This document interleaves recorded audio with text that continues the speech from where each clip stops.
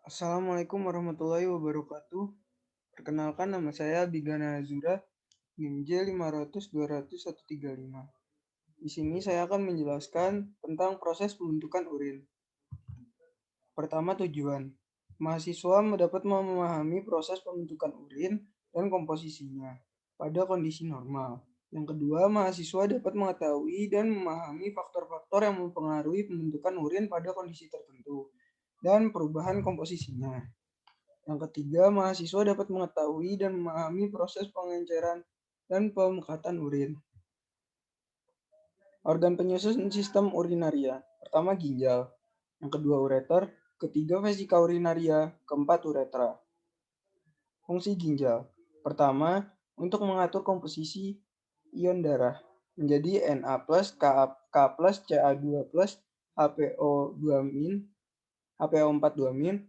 Lalu yang kedua, yang B itu ada pH darah, mengatur pH darah kurang lebih 7,4 menjadi H+, HCO3-.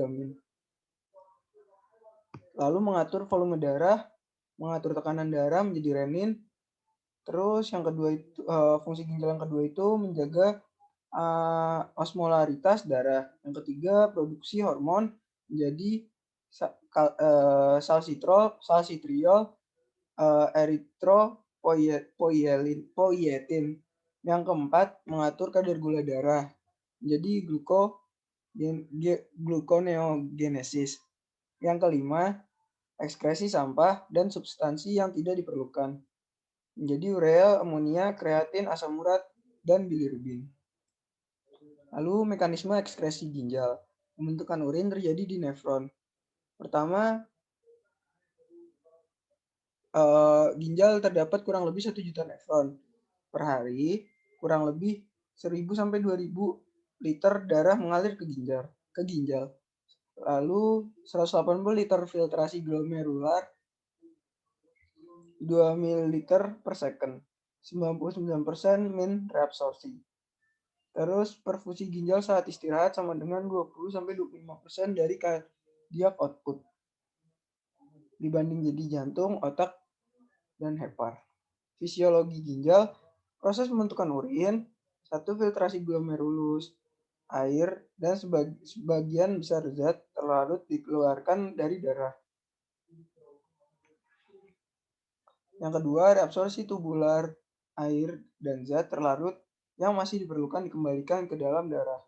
Yang ketiga, sekresi tubular, sampah, obat, dan ion yang berlebihan dikeluarkan menjadi filtrat urin. Cara kerja ginjal sudah dijelaskan pada saat praktikum. Lalu ada filtrat glomerulus.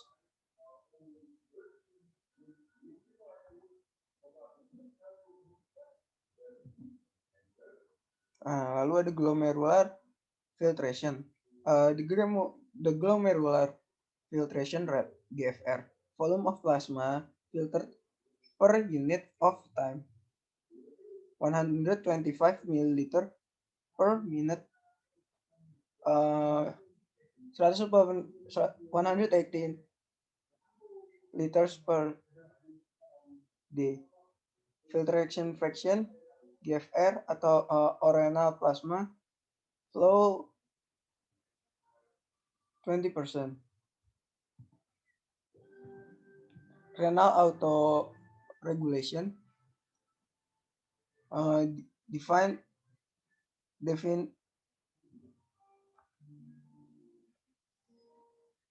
as ability of kidney to maintain relatively constant GFR in the face of a fluctuation blood pressure.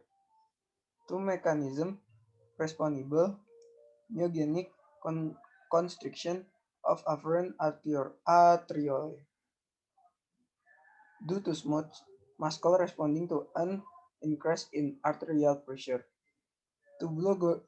Tubuloglomerular feedback via effect of locally produced chemical of unafferent arterioles.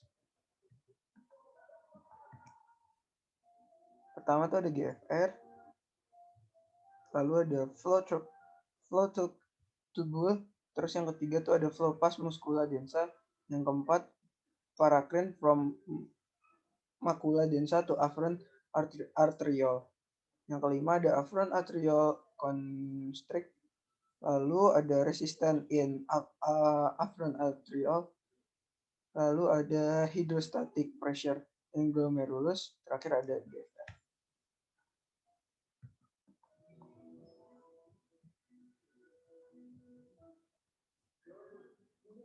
Lalu ada reabsorption dan proximal convolvulus tubule.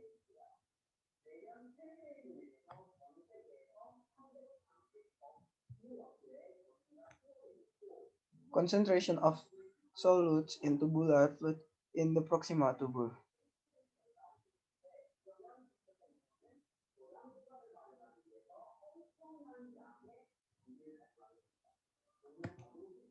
Lalu ada counter current multiplier. Recapture NaCl and returns it to renal medulla. Descending line reabsorb water but not salt. Concentrate tubular fluid. Lalu ada extending line reabsorb Na plus K plus N Cl.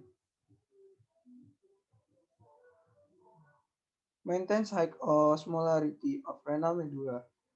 Impermeable to water. Tubular fluid becomes hypotonic. Recycling of urea. Collecting duct medulla, urea accounts for 40% of high osmolarity of medulla. Terus ada concurrent exchange system. Pertama ada format by vasa recta. Nah, di situ ada provide blood supply to medulla. Terus ada do not remove NaCl from medulla. Yang kedua ada descending capillaris. Yang dalamnya ada water diffuse out of blood, NaCl diffuse into blood. Yang ketiga ada extending capillaris. Yang pertama dalamnya itu ada water diffuse into blood, NaCl diffuse out of blood.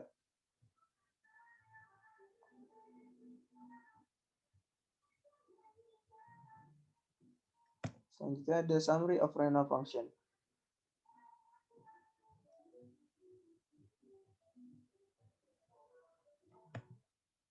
Lalu ada filtration, reabsorption, and excretion rates of substance by the kidney. Nah, ini ada glucose, bikarbonat, sodium, klorid, water, urea, kreatin. Nah, proses pemberontakan urin. Pertama itu intake air, hidrasi, lalu peningkatan osmolaritas cairan tubuh menjadi sekresi ADH, lalu permeabilitas tubulus distalis dan ductus collectivus terhadap air meningkat, lalu reabsorpsi air, terakhir penurunan volume urin.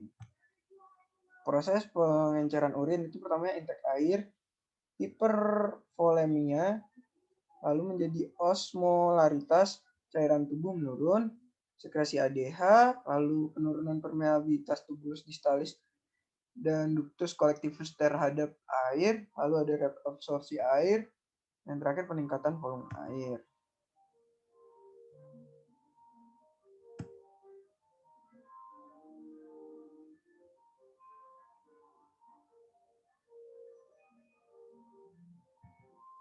Ya, sekian dari saya. Mohon maaf bila ada kesalahan. Assalamualaikum warahmatullahi wabarakatuh.